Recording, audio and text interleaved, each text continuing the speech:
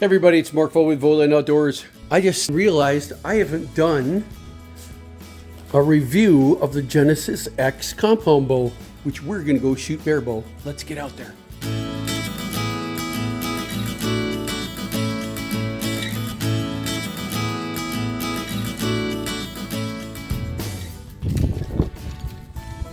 Hey everybody, it's Mark Vogtland with VOGTLAND Outdoors. I'm out here for one more time, and I told you guys I was gonna try to review the Genesis X 40-pound compound bow that's supposed to have a constant draw weight for a varying draw length. That's what's interesting about this bow. We're going to find out if that's true, because I'm going to actually test on using my scale that I brought with me. We're going to draw out a couple of different distances and see if that's really the case. Does it really stay the same for a variety of draw lengths? Let's find out.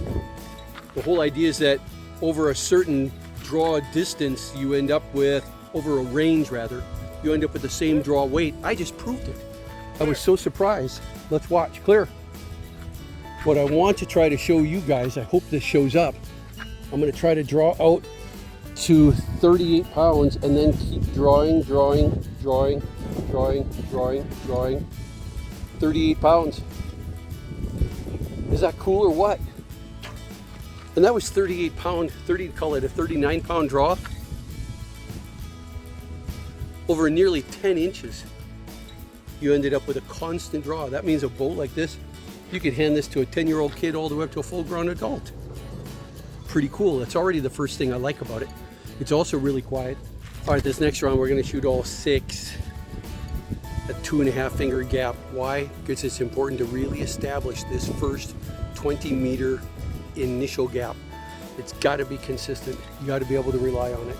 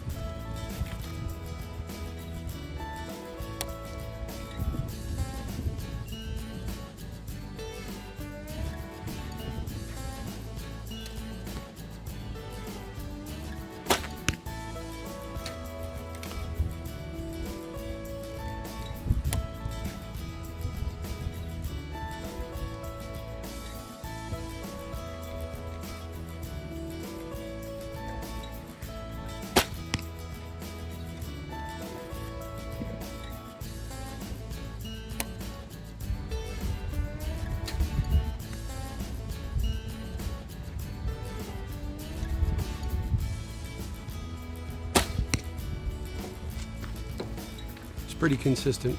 It looks like we nailed it. 2.5 fingers for a 40-pound bow at 40-pound full draw. 2.5 fingers is going to be the 20-meter initial gap. And you guys that also have 40-pound bows within plus or minus 1 or 2 pounds, if you're shooting 40-pound bows, I don't care what it is, long bow, Asian bow, recurve bow, doesn't matter. It's going to be the same gap for you. 2.5 fingers. Clear? Let's go pull the arrows and shoot at 30 again.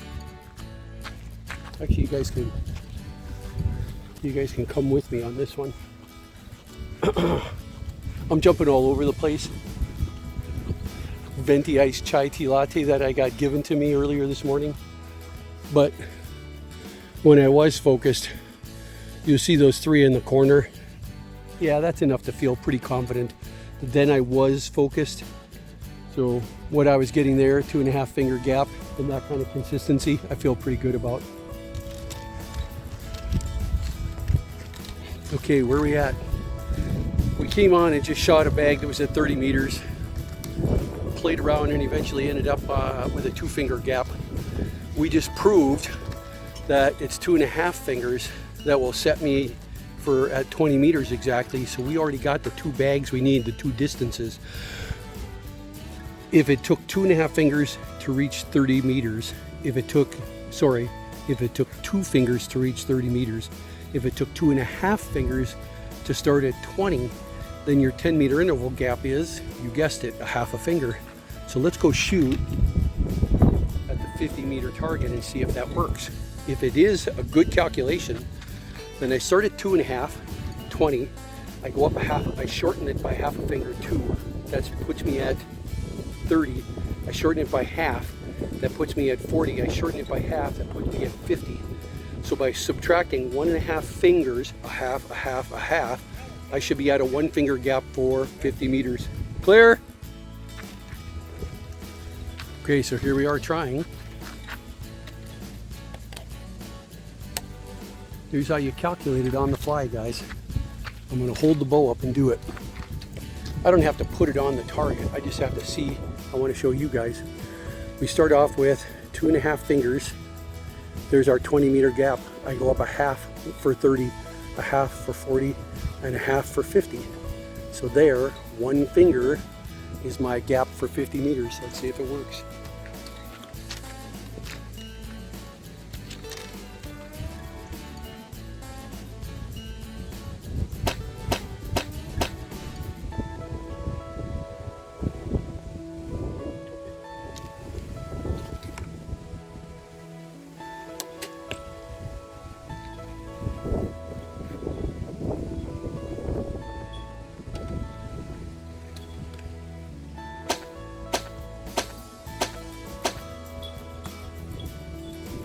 Good. Maybe a little high. That could be the wind picking it.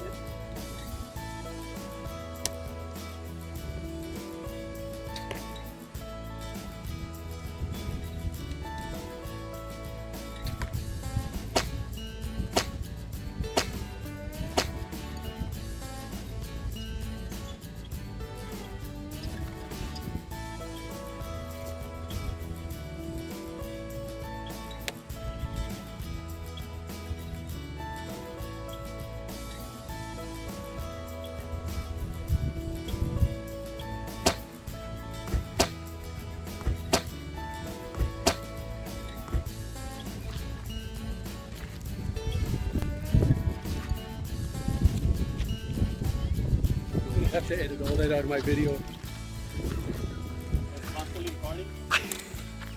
I got some experimenting to do. I told you how critical the 10 meter interval gap is, that you got to get it. It can't just be a round number like a half and you could be off by a quarter of a finger or anything like that, because it's going to be compounded. It gets added on to every time you increase your distance by 10 meters. And I thought it was a half a finger, but when I shot with a 1 finger gap at 50, I was sailing over the target. So actually, a half finger is too much. Then I'm actually reducing it. I'm reducing that gap by too much. I'm reducing this gap by too much, setting the arrow's angle way too steep and shooting over the top of the target. It's back to the drawing board. I set up the big round target behind me at 30 meters exactly, and we're going to find out what that 10 meter interval gap is. I feel pretty good about the 20 meter initial gap being 2.5 fingers. So now what I need to do is find out what that 10 meter interval gap is. And that's just going to take some experimentation at 30 meters. We know it has to be a little bit less than a half. So I'm going to start off with a number I can measure, like 1/3 of a finger. So here's what it's going to look like. We're going to start off measuring our 2.5 finger initial gap. And then I'm going to try to go up by about 1/3 of a finger. Not a half, but 1/3. And we're going to see if that does the trick. 2.5, up about 1/3. Here goes.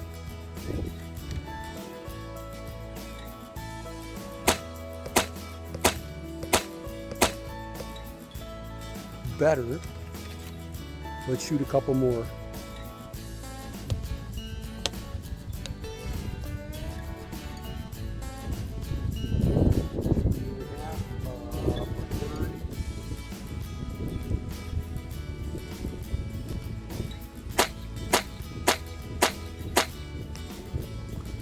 got it.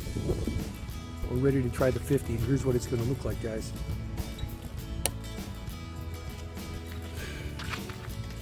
Because measuring by thirds is tough, except that I need 3/3, don't I? I need to go 2.5 fingers. There's 20 to get to 50. I got to go up a third, up a third, up a third, but that's just one whole finger. So it's really 1.5 fingers for my 50-meter gap. Let's give it a try. That wasn't so bad.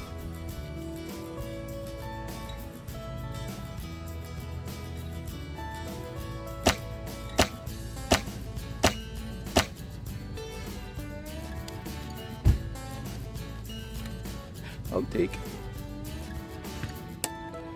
Let's try the 50. 1.5 fingers.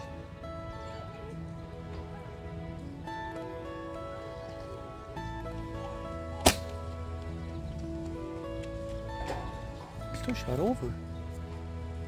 I suppose turning out to be trickier than I thought.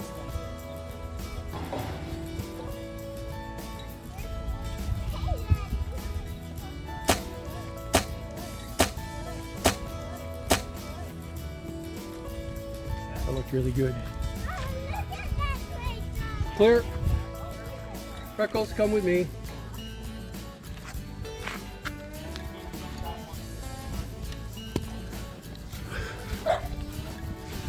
That last shot, it's getting kind of busy out. That last shot at 50 was actually pretty good, and it convinced me the 1/3 10-meter interval gap is damn close to right. Let's just look at the 50. Those are my 1/3 finger gaps, 1/3 to get to 30. So 2.5 minus 1/3. And they're looking pretty good, all things considered.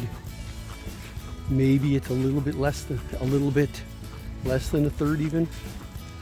But when you shoot at 50, and I don't want you to look at the left or the right. I want you to look at the distance, the height at 50 meters.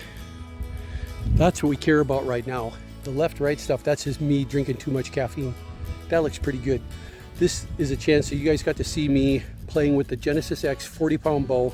We learned a couple of things. One, the draw length does, you do get a constant draw weight for a very variable draw length of almost 10 inches.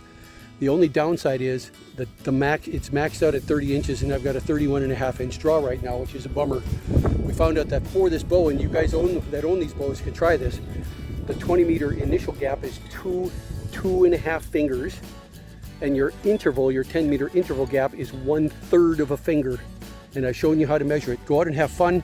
This is Morpho with VOGTLAND Outdoors. Please subscribe to my YouTube channel and hit the like button on here, and we'll see you out there. Thanks, bye. Cut.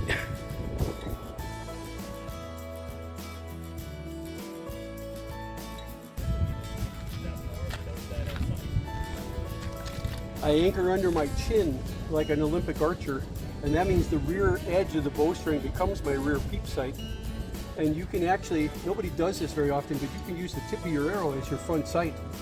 So by anchoring under my chin and looking literally through the bowstring, just like you guys do on a compound bow, I end up with the same left-right accuracy that you guys do. I just use a technique called string walking to adjust the angle of the bow, not from the front like you guys do. You're holding this part fixed, and you're pushing it up and down by looking through different pins. If I hold the front fixed and actually walk my fingers up and down the back, I'm still adjusting the elevation of the arrow precisely, just from the rear. Didn't do that. Yeah. It's all part of my YouTube channel. What do you call it? It's called VOGTLAND Outdoors, but just go looking for bear bow at 100 and you'll find me. Bear bow at 100? Yep, that's an easier search. It's hard to spell my last name, VOGT. Okay. So we know we got a 2.5 finger 20-meter gap. We know we got a 1/3 of a finger 10-meter interval gap. So what does it take to shoot at 90 with a tailwind? 90 is 70 from 20. I need 7 1/3 fingers. 6 of them will be 2 fingers plus a third.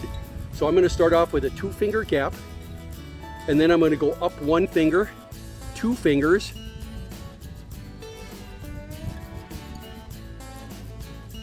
That's already 6 halves, and that's a half. The bottom of my arrow should actually be a 90-meter gap. Let's do that again. It seems too easy, doesn't it? It's 2.5 fingers to start at 20, and then I'm going to go up, up, up, a third, a third, a third, to go from 20 to 30 to 40 to 50. So that's what my 50-meter gap looks like. Then I'm going to do it again to go 50, 60, 70, 80. I got to go up another whole finger, but that still leaves me with about a half of a finger, which is more than a third, to actually get to 90. Yeah. Let's give it a try. 1 0-finger gap on a 40-pound bow, but it's a 40-pound compound bow. Let's go see what it does. Aiming right at the orange out there. With a left to right crosswind, that is significant. That flag over there is running horizontal most of the time.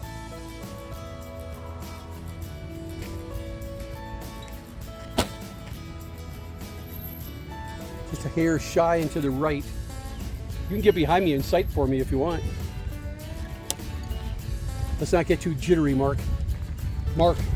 Ahmad. Ahmad? Yeah, nice to meet you.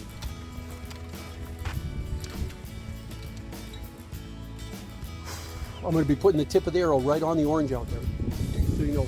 And maybe with the wind blowing at my back, I'm going to be aiming at the orange, but halfway between the left edge of the target and the orange, Okay. just in case there's a little drift.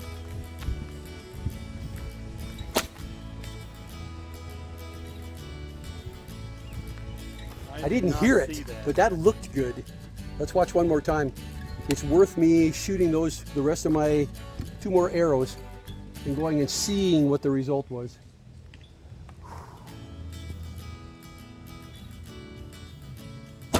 Nope. As soon as I let go of it, I felt the wind drop and it was going to go left and stay left. It was like 6 feet left. Yeah, yeah. 6 feet. The height was fine. I'm jumpy.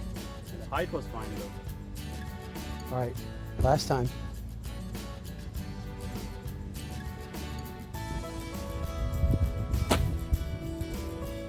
Ooh. Push to the right all the way across the target face. Let's go pull arrows and try again. So I think we're on to something. Clear. About geese. We're gonna try one more time at 90 because I was on to something. I got a crosswind and you never know what you're gonna get. Are you gonna lose distance? Are you gonna gain distance with a crosswind? It's just the nature of the hillside over here. Sometimes the wind sweeps out and becomes a headwind, lifts the arrows up, you gain distance. Other times it actually comes through the trees from behind, tailwind, it starts to push the arrows down. But I'm gonna keep the 0 gap and we're gonna experiment and see if I can land at least a couple on at 90.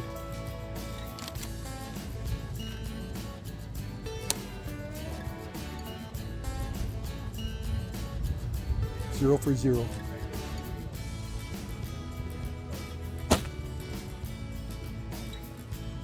Zero for 1. I think that was short.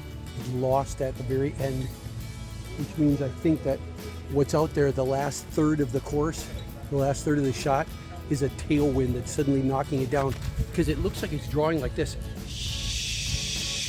And then all of a sudden it goes at the very end, like it's getting pushed down.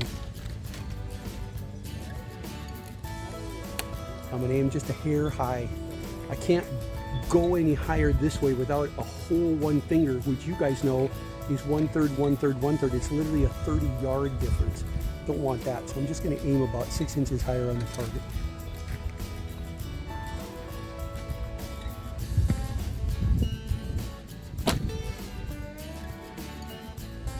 Oh, still a hair short, I think.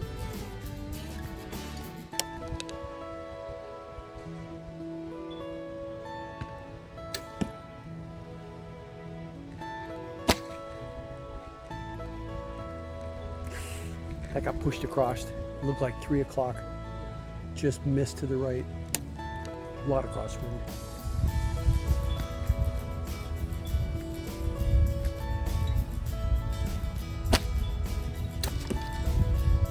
That was right from the beginning.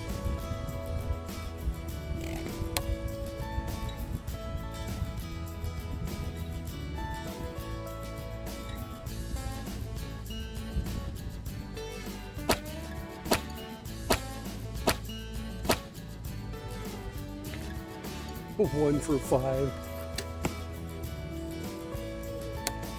But I was aiming literally at that 10 o'clock edge of the target that time. So let's try it again.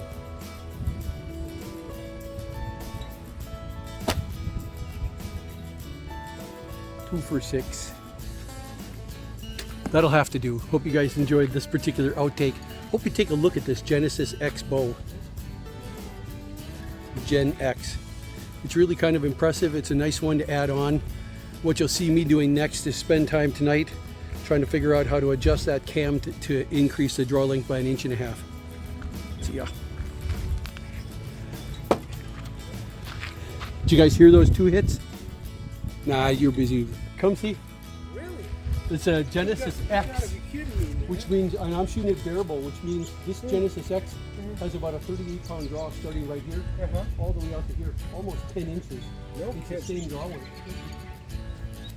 You know, I got one later, but not the S. Hold on. Yeah, I was my niece, she shoot it. One of my buddies, he bought bow Genesis. 15 years ago for his son. It's been around a long time. Yeah, for his son. And son never took it. He was get involved in shooting. It was pretty years he shot. And I would, arranging and shot. But then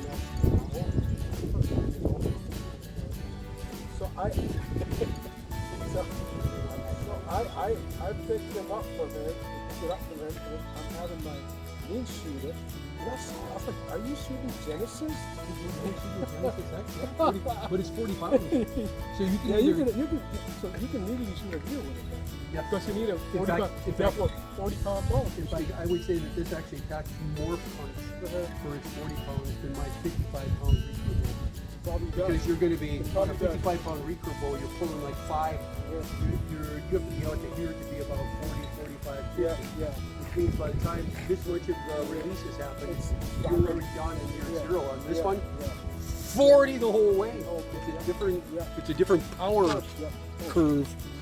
I can feel it even when I shoot. I heard it, and I said, man, because, there's nothing on the bow, it's bare bow, Yeah, Just making some noise, so I was like, what is he shooting? just And I nothing. was like, is that Genesis?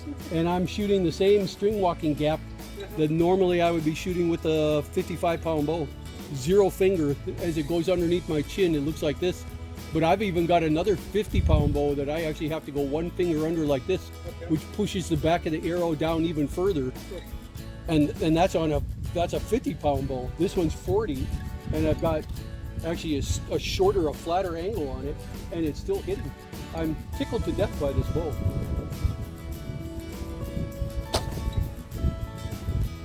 That one landed a little short, but I saw the wind pick it up like this.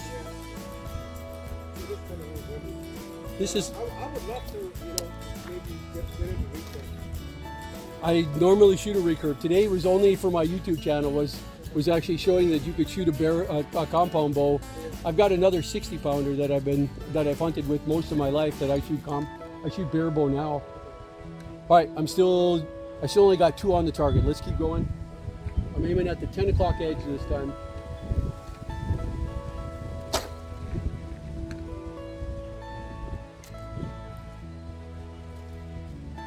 I heard something, but I think it was the next door neighbor's bag getting hit at the same time. Yeah.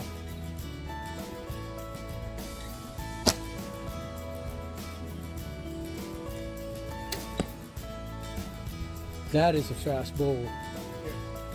I think I heard it actually hit the target before I heard the twang from the bow. It was like thwack, twang. It was that fast. That's the idea. Hit the deer before they even know. If it gets any faster, the deer's going to be in your fridge before it even knows.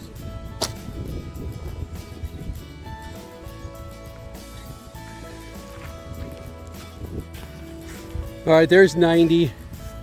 There's 1 short, 2 on out of 6. 1 went a little bit long. Where's the 5th? Where's the 6th one? The 6th one went really long because I was trying to shoot it 1 finger over the top just to see where it would land. 1 finger under, but with a terrible tailwind coming out of the northwest was good enough. Done with outtakes. All right, we're wrapping up back at the 30 meter with 4 out of 6 looking pretty nice, which really confirms the 20 meter gap. The initial gap is 2.5 fingers, and the 10 meter interval gap is 1/3 of a finger. That worked out pretty well.